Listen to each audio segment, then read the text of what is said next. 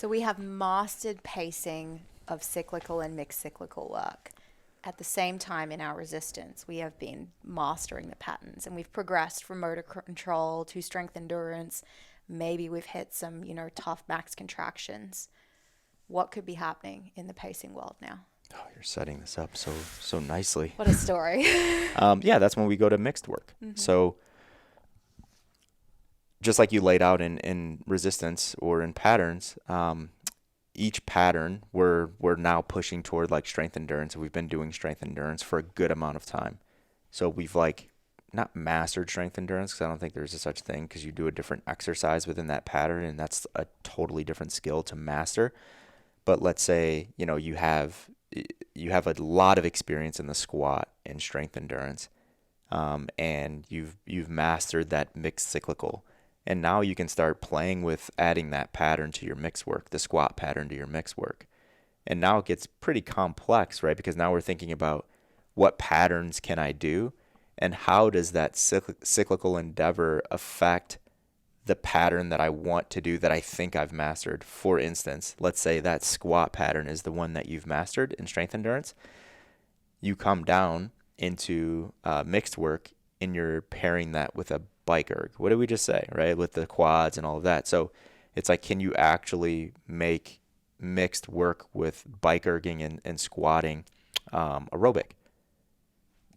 Probably not, right? Probably not, if this is like the first time you've done those two combinations together. So there's some fun experimenting that you can do with like, okay, I haven't yet mastered this and this, but I have mastered the row and the squat. You know what I'm saying? So it's just one of those things where you play with it, and intentionally, like we left out like the whole idea of like dynamic activity and all that stuff in this conversation, because there's no utility in it. In reality, there's no utility. I think it's fun. I think it's fun for a lot of people, but when we're putting principles around things, and there's no utility in it, why spend the time, effort, and energy to try to, really understand how to do that effectively with the normal person, if we're saying the normal person shouldn't be doing it?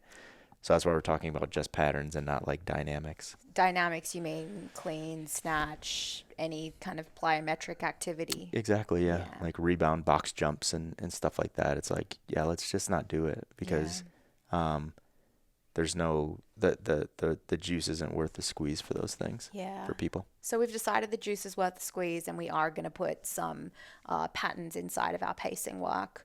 We're thinking about, first of all, what patterns does that person actually progress through, where they're capable enough to be able to put them in, because it's possible that someone can do that squat pattern, but their push pattern isn't great. And so we're not going to be putting that inside of there. So we need to think about what patterns can that person do.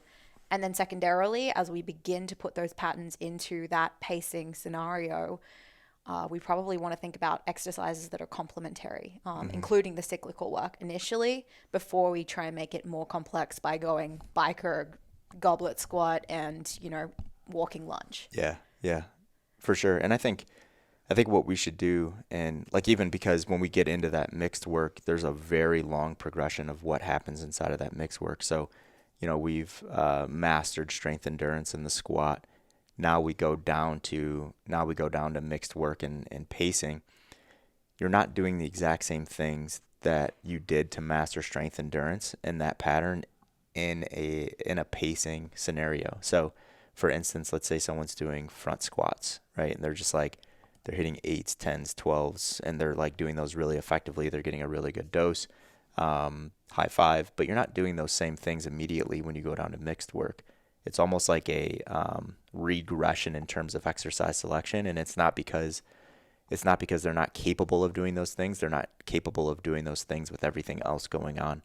And I would argue that it isn't even necessary to like progress all of those movements to the same movements that you were doing in strength endurance. It's okay to, in your mixed work, to do, for the lunge pattern, to just do body weight step ups to 18 inches. And that's like your lunge pattern inside of the mixed work. And then you're doing that with the ski erg, and then you're doing, 10 hand release push-ups. You know what I mean? So I don't think you actually have to progress necessarily the complexity of exercises inside of mixed, because there's no utility in it. Again, it's like if you're trying to get better at patterns, get better at patterns in those on that pattern day. Don't try to get better at patterns in the pacing day. You're just using the things that you're capable of to make your training a little more fun. Because at the end of the day, that's all it really is, right? Because if you're like, I want to have better strength endurance in my squat, and I think that's the excuse a lot of people use as to why they're putting it into pacing work. It's like, just do more reps or more volume in your pattern work. All mixed work is it's entertaining and fun for a lot of us to do. Yeah. Myself included. I love mixed work. Yeah, it's But I'm not trying to progress patterns in mixed work. no, and I think that's where things get muddy, is when you're trying to improve those two characteristics. I want to get better at strength endurance, and I want to get better at aerobics and pacing at the same time. Yep. Where ultimately you're going to get a better result if you split them out. Unless you're a competitor, right? Yes. You're like, I have to get better at strength endurance while I'm really tired in like this 10-minute scenario. But regular people don't need, like, I don't need to do that. You don't need to do that. Yeah, but I guess, yeah, point of this conversation was the regular person, and it's okay if you just enjoy it. That's Yeah, so it's long as fun. you have the base built up and you've gone through that progression we talked about, there's no harm in doing it. Yeah, I fucked up yesterday. I did 60-pound front rack, 60-pound dumbbell front squats. Like I did, I think it was like 15 of those, and then 10 dumbbell deadlifts, and then 20 jump lunges, and then finishing with a assault bike for like a half a mile. And I did intervals of that, and I was doing like 4 or 5, and I got to set like 3 or 4, and I was like, big mistake. Like, I should have done air squats, or I should have just done like 60 pounds on 120 pounds on the front squat, because I couldn't recover. The 1-to-1 work rest time period just wasn't enough. So I was like very lactic-y at the end of that one. So I definitely messed that one up. But that's the fun thing about mixed work, right? Like, if you know what you're doing, you understand what it should feel like and what it shouldn't feel like. And when you fuck it up and you do something that you shouldn't have done, you learn from it, and the next week you're gonna think twice about doing 60 pounds per hand on the dumbbell front squat. Which is a really good reason why, if coaches are programming this stuff for their clients, that they should get out there and experiment with it and experience it themselves, so they know what that feels like. Yep, absolutely. And everyone's going to get a different dose. There's probably someone that could have done their 60 pounds and had no issue at all. I can think of a lot of people that could have done Yeah. those 60-pound dumbbells and been completely fine. Just not me on that day.